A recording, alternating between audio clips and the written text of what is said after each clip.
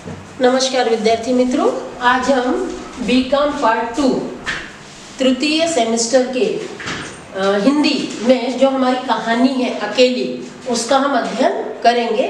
तो हमारी किताब का नाम है साहित्य विथिका और कहानी का नाम है अकेली।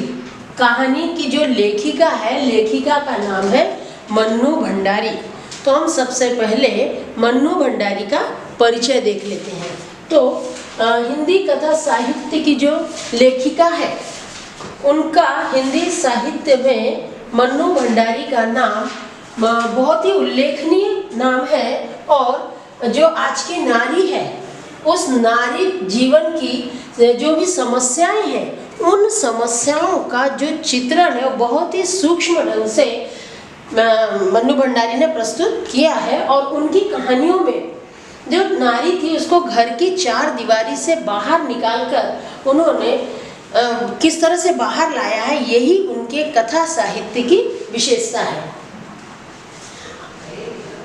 मन्नू भंडारी को जो व्यक्तिगत चिंतन है वो व्यापक है और वो सामाजिक धरातल पर आधारित है। मतलब हम यूं ही नहीं बोल सकते हैं कि वो ऊपर ऊपर चल रहा है। तो उसका जो आधार है वो मन्नू भंडारी की जितनी भी कहानियां हैं, उनका सामाजिक धरातल पर आधार है, जिसके द्वारा उनकी कथा साहित्य में नारी जीवन के विविध आयामों का मर्मस्पर्शी चित्रण हुआ है।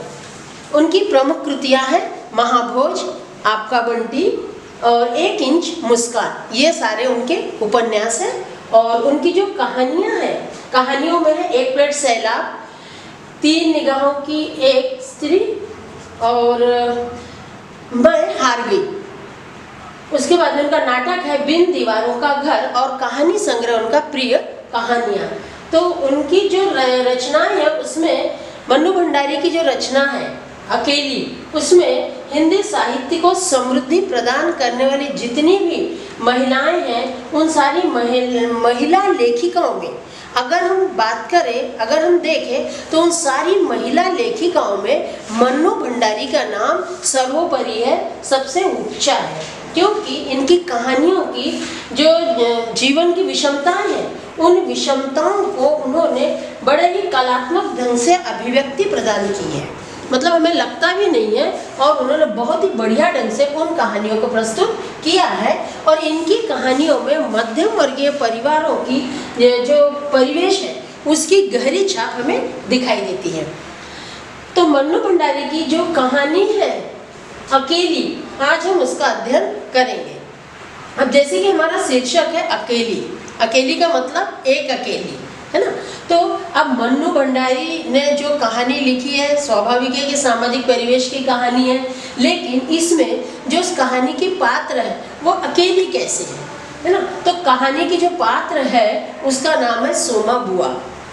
और सोमा बुआ ये एक बूढ़ी अकेली और परित्यक्ता महिला है ना। यानी मतलब ये महिला अकेली है, चूंकि इसके परिवार में सोमा बुआ, उनके पति और उनका एक बेटा था, जो कि अब इस दुनिया में नहीं रहा है। मतलब सोमा बुआ के जवान बेटे की मृत्यु हो गई है। और जवान बेटे की मृत्यु होने के वियोग में जो सोमा बुआ के पति हैं, वो सन्यासी हो गए हैं। और जाहिर सी बात है कि बेटे की मृत्यु हो गई है, पति सन्यासी हो गए हैं, उन्होंने घर गृहस्थी का त्याग कर दिया है, परिवार का त्याग कर दिया है, और वो कहीं तीर्थ यात्रा पर जा चले गए हैं, जिससे कि सोमा बुआ अकेली हो गई है। इसलिए कहानी का शीर्षक ही है अकेली। कहने का मतलब क्या कि सोमा बुआ मर्दों वाली होने के बावजूद भी बिना मर्द वाली औरत समाज में जानी जाती है, इसलिए इस कहानी का शीर्षक है अकेली। तो अब सोमा बुआ के पास में प्रश्न है कि भाई पति तो है नहीं, बेटा है नहीं, वो अकेली है, और दिन भर उसे अपना जीवन किस तरह से व्यतीत करना है। तो वो क्या करती है, अपने परिश्रमी स्वभाव से और अपने धैर्य से, चातुर्य के साथ वो क्या करती है, समाज में सब लोगों की लोकप्रिय बनी हुई है। मतलब उसमें धैर्य बहुत है और संयम है और चतुर है। उससे वो क्या करती है, कि समाज के सभी लोगों के यहाँ अपना एक सोशल रिलेशन बराबर मेंटेन करे रहती है, सामाजिक संबंधों को बराबर वो बनाए रखती है, और जिससे क्या होता है कि सोमा बुआ को अकेलेपन का एहसास कम होता है।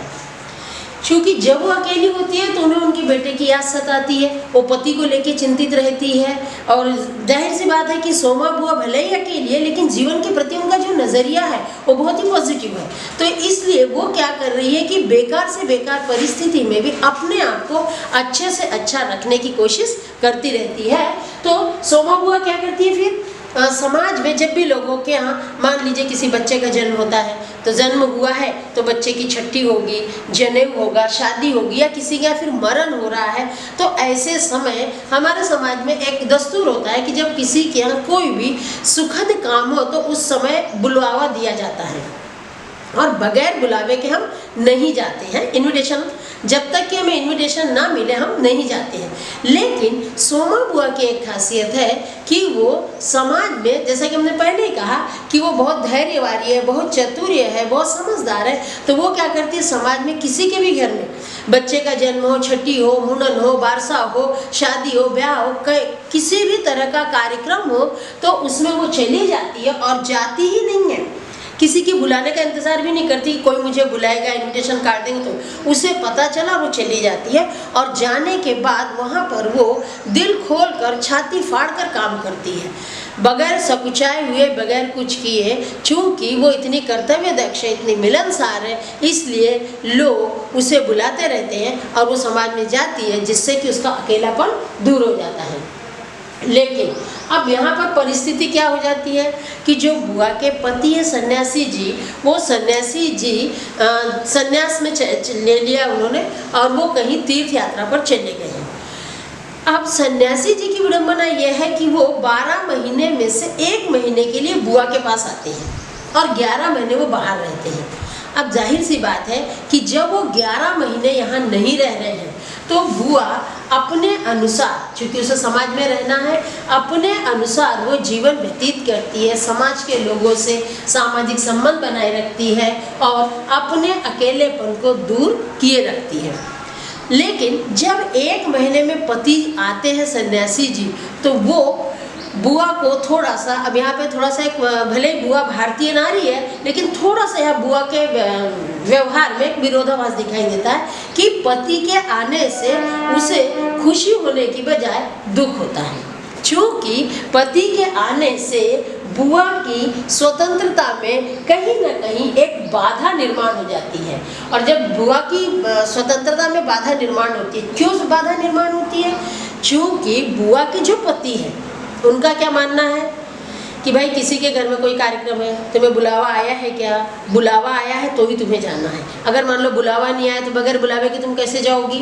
पति ये मानते हैं कि भाई हम तो बगैर बुलावे के भगवान के यहाँ भी नहीं जाते, फिर हम इंसान के यहाँ क्यों जाएंगे, इसलिए बगैर बुलावे के जाना नहीं है। और ये चीज़ बुआ को बहुत खलती रहती है। इसलिए बुआ के जब पति सन्यासी जी आने वाले होते हैं तो बुआ बेचारी बड़ी दुखी हो जाती है, और ये समय उसका बहुत दुख में व्यतीत होता है, क्योंकि जो 11 महीने बुआ स्वतंत्रता का जीवन जीती है, उस स्वतंत्रता में कहीं ना कहीं सन्यासी जी के पति के आने से बाधा पड़ जाती है, इसलिए बुआ दुखी रहती है। ये बहुत बार प्रश्न भी आ सकता है कि भाई बुआ सन्यासी जी के आने से दुखी क्यों होती है ना। तो बुआ को उनका सन्यासी जी का व्यवहार अच्छा नहीं लगता है। अच्छा, सन्यासी जी के नज़रिए से देखें तो सन्यासी जी को बुआ का ये जो व्यवहार है कि वो लोगों के घर में बगैर बुलाए चली जाती है, ये व्यवहार सन्यासी जी को बड़ा खलता है। वो नहीं चाहते हैं कि जब तक हमें किसी का बुलावा आए तब तक हमने बगैर बुलावे के जाना नहीं है, जब बुलावा आएगा तभी हम किसी के घर जाएंगे। बुआ ये मानती है कि बुलावा आए या ना आए सब अपने ही लोग हैं, अब मुझे जाना ही चाहिए, क्योंकि बुआ का अपना अकेलापन भी है। दूसरा ये बुआ ये मानती है कि भाई संबंध है, रिश्ते हैं, नाते हैं, इन्हें मुझे सहेज के रखना है। तो ये दोनों में यही विरोधाभास है। अब बुआ जब दुखी हो गई है, पति 1 महीने के लिए आए हैं, और उसमें वो आने के बाद में हर समय, अब जाहिर सी बात है कि भारतीय नारी है, उसकी अपेक्षा क्या होगी, यदि पति 12 महीने में 1 महीने के लिए आ रहे हैं तो उन्होंने मेरे साथ कम से कम 2 बोल प्रेम के बोलना चाहिए, मीठे वचन बोलना चाहिए, प्रेम भाव से रहना चाहिए। और सन्यासी जी का दूर दूर तक इन बातों से कोई लेना देना नहीं है। सन्यासी जी हर समय एक ही बात देखते हैं कि बुआ कहाँ जा रही है, बुआ को बुलावा आया है ही नहीं आया है, कहीं बुआ बगैर बुलाए तो नहीं चली जा रही है। तो इस तरह से वो करते रहते, मतलब यहाँ पर इन दोनों के स्वभाव का ये विरोधाभास है और यही कहीं ना कहीं बुआ को खलता रहता है। अब बुआ को ऐसा लगता है कि मैंने जाना चाहिए और सन्यासी जी को इस तरह से बगैर बुलाए बुआ का समाज में जाना बिल्कुल भी नहीं सुहाता है। सन्यासी जी को इससे बहुत चिढ़ मचती है, बहुत खीज होती है, क्योंकि सन्यासी जी का ये है कि मुझे रिश्ते नातों से क्या लेना देना, तो बस 1 महीने के लिए आए हैं, कुछ समय रहना और चले जाना है। लेकिन सोमा बुआ की विडंबना ये है कि वो बेचारी हर समय रिश्तों को निभाती रहती है, रिश्तों को सहजती रहती है और तो कुछ है नहीं उसके पास में। यही उसका अपना चातुर्य बुद्धि, यही उसका व्यवहार, उसकी मिलनसारिता, उसका काम करने का ढंग और अपनेपन से निश्चल भाव से जाकर वो छाती फाड़ के काम करती है बगैर किसी प्रकार के पारिश्रमिक की अपेक्षा रखे। कि जहाँ भी जाती है वो ये मानती है कि मेरे अपने घर का कार्य है, अपना कार्य मान के वो काम करती है, जिससे कि समाज के लोग उससे खुश रहते हैं। और सन्यासी जब आते हैं तो उनका क्या होता है कि रिश्ते नातों से तो कुछ लेना देना नहीं है और वो बुआ को हर समय दुख देते रहते हैं, बोलते रहते हैं। और बुआ का मानना ये होता है कि भाई मैंने दूसरों की मदद करना चाहिए, दूसरों के सुख दुख में शामिल होना चाहिए। उससे अगर मान लो मैं दूसरों के सुख दुख में शामिल होती हूँ तो अगर मैं सुख में शामिल होती हूँ तो उनका सुख और बढ़ जाता है, मुझे भी आनंद मिलता है। और अगर मैं उनके दुख में शामिल होती हूँ तो शायद कुछ पल के लिए मैं उनके दुख को कम ही कर सकती हूँ। मतलब ये जो सोमा बुआ की प्रवृत्ति है, ये प्रवृत्ति कहीं ना कहीं सोमा बुआ का अपने जीवन के प्रति जो नजरिया है वो सकारात्मक है, ये दर्शाती है। और इसलिए सोमा बुआ हर जगह हर कार्य में जाना अपना फर्ज समझती है और वो जाती है। और यही चीज है कि पति सन्यासी जी को बहुत खलती है। अब सन्यासी जी का ये मानना है कि तुम्हें बगैर बुलाए जाने की क्या जरूरत है, फिजूल में जाकर लोगों के रिश्तों में टांग अड़ाती हो, तुम्हें सब करने की आवश्यकता नहीं है। और ये चीज बुआ को बिल्कुल भी पसंद नहीं होती है। कहने का मतलब क्या है, सन्यासी जी बुआ के ऊपर ये जो जबरदस्ती का अंकुश लगाते हैं, बंधन लगाते हैं, ये बुआ को बिल्कुल भी पसंद नहीं आता है। पर बेचारी मन ही मन दुखी होकर रह जाती है, बोल तो कुछ सकती नहीं है और शायद मन ही मन सोचती है कि इनका ये 1 महीने का आना मेरे लिए दुखदाई सिद्ध होता है। और इसी से बुआ बहुत दुखी हो जाती है। और पति जो है वो हमेशा जली कटी ही सुनाते रहते हैं, कटु वचनों में ही बोलते हैं। इससे सोमा बुआ बेचारी बहुत दुखी हो जाती है और शायद उसे लगता है कि भाई समाज में सभी जो मर्दों वाली औरतें हैं तो सोमा बुआ भी अपने आप को मर्द वाली औरत मानती है। क्योंकि हमारे भारतीय ये जो कहानी है ये भारतीय समाज के मध्यम वर्गीय परिवेश की कहानी है। और हमारे मध्यम वर्गीय परिवेश में कहीं ना कहीं महिला का पति न होना एक अलग ढंग से उसका नजरिया होता है लोगों का देखने का, और महिला का पति होना लोगों का नजरिया अलग होता है। तो सोमा बुआ अपने आप को ये मानती है कि उसके अपने पति है, लेकिन कभी ना कहीं उसे ऐसा लगता है कि सोमा बुआ मर्द वाली औरत होने के बावजूद भी उसे ऐसा महसूस होता है कि वो बिना मर्द वाली औरत है।